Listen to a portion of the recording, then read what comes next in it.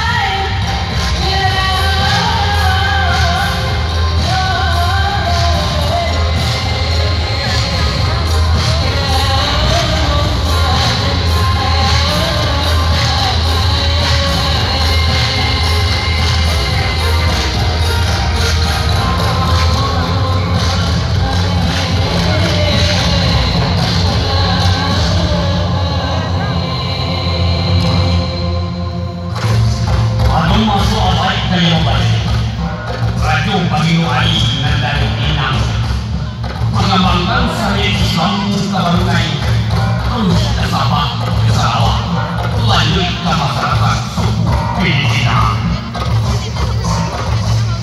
Ikan kiko baik, ikan kiko baik dan kucule. Aku mampu melengah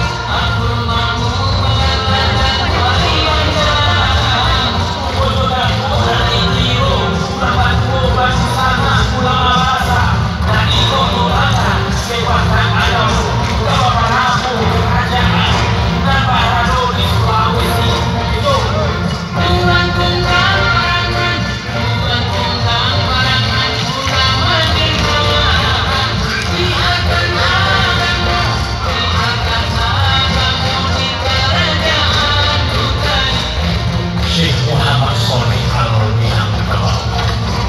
Dari Tukar Luar Daya, seorang ulama dan tanam pernah dipercaya sebagai syekh al-Islam atau mufti dari kerajaan berat Semenanjung Malaya, Syekh Ahmad Kaki.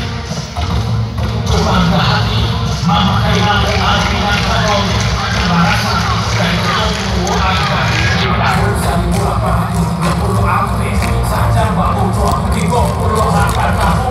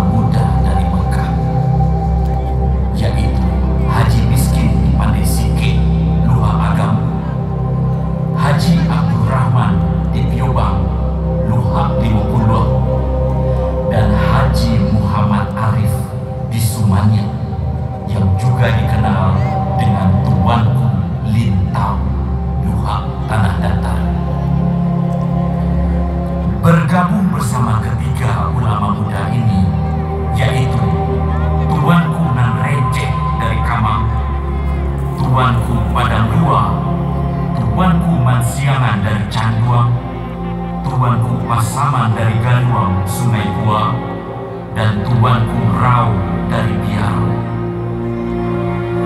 Merekalah yang kemudian dikenal sebagai harimau nan salapan.